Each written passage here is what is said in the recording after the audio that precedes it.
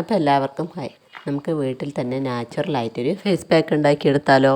ഇതൊരു 7 ദിവസം തുടർച്ചയായിട്ട് ഉപയോഗിച്ചാൽ എന്തായാലും നല്ലൊരു റിസൾട്ട് നിങ്ങൾക്ക് കിട്ടും. മോളാണ് ഇത് കുറേ ആയിട്ട് ഉപയോഗിച്ചുകൊണ്ടിരിക്കുന്നത്. ഞാനിത് ആദ്യമായിട്ടാണ് മുഖത്ത് തേച്ചത്. ഇതിനായിട്ട് നമുക്ക് ആവശ്യം കുറച്ച് ശംഖുപുഷ്പമാണ്. നമ്മുടെ സ്കിന്നിനൊക്കെ ശംഖുപുഷ്പം വളരെ നല്ലതാണ്. സോഫ്റ്റ് ആക്കാനും ടാൻ മാറ്റാനും ഒക്കെ നല്ലതാണ്. മുഖക്കുരു മാറാനും മുഖത്തെ സുഷിരങ്ങൾ മാറാനും ഒക്കെ ഇത് നല്ലതാണ്. ഇത് ഉണ്ടാക്കാനായിട്ട് ഒരു പാത്രത്തിലേക്ക് നമുക്ക് 1 ഗ്ലാസ് വെള്ളം ഒഴിച്ചു കൊടുക്കാം. ഇനി നമുക്ക് തീ ഒന്ന് കത്തിക്കാം. ഇനി ശംഖുപുഷ്പം ആ വെള്ളത്തിലേക്കിട്ട് അതിൻ്റെ നീരൊക്കെ നമുക്കൊന്ന് എടുക്കണം. ഇതുപോലെ അതിൻ്റെ കളർ ഇതിലേക്ക് വന്നതിന് ശേഷം നമുക്ക് പൂവൊന്ന് അരിച്ചു മാറ്റിയെടുക്കാം. ഇനി നമുക്ക് ആവശ്യം കോൺഫ്ലവറാണ്.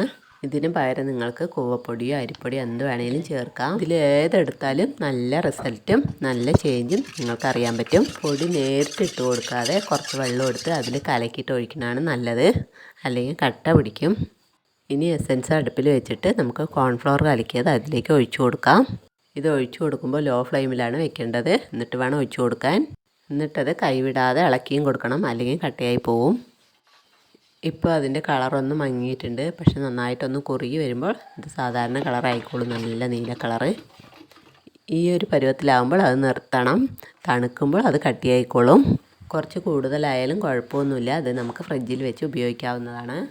തണുത്ത് കഴിഞ്ഞപ്പോൾ ഒരു ക്രീമിൻ്റെ ഒക്കെ പരുവത്തിലായിട്ടുണ്ട് ഇത്. ഇപ്പം നമുക്ക് ആവശ്യമുള്ളത് ഒരു ബൗളിലേക്ക് മാറ്റുന്നുണ്ട്. ബാക്കി നമ്മൾ എടുത്ത് വയ്ക്കുകയാണ്. ഇനി ഇത് നമുക്ക് നമ്മുടെ മുഖത്ത് അപ്ലൈ ചെയ്ത് കൊടുക്കാം. ഇനി ഇട്ടിട്ട് വന്നിട്ട് മുഖം കാണിക്കാം. ഒരു ബസന്തി കോലം. ഇപ്പം ചിലപ്പോൾ മോള് ട്രോൾ ചെയ്താണ് ഇത് മുഖം കണ്ടിട്ട്. ഒരു 10 മിനിറ്റിന് ശേഷം നമ്മളത് കഴുകിക്കളഞ്ഞു. എന്നിട്ട് നമ്മുടെ ലുക്കൊന്ന് കണ്ടിട്ട് വരാം. ചെറുതായിട്ട് മുഖമൊന്ന് ബ്രൈറ്റ് ആയതുപോലെ തോന്നില്ലേ കാണുമ്പോൾ തന്നെ. ഞാനിതൊരു 10 മിനിറ്റേ വെച്ചുള്ളൂ. ഇത് കുറച്ച് സമയം കൂടി വെച്ചാൽ നന്നായിട്ട് നമ്മുടെ മുഖം ഒന്ന് വലിയാൻ തുടങ്ങും. അപ്പോൾ നമുക്കിത് പീൽ ചെയ്തെടുക്കാനായിട്ടും പറ്റും. പീൽ ചെയ്തെടുക്കുകയാണെങ്കിൽ നമ്മുടെ മുഖത്തെ ബ്ലാക്ക് ഹെഡ്സും വൈറ്റ് ഹെഡ്സും കുറേയൊക്കെ മാറി കിട്ടും.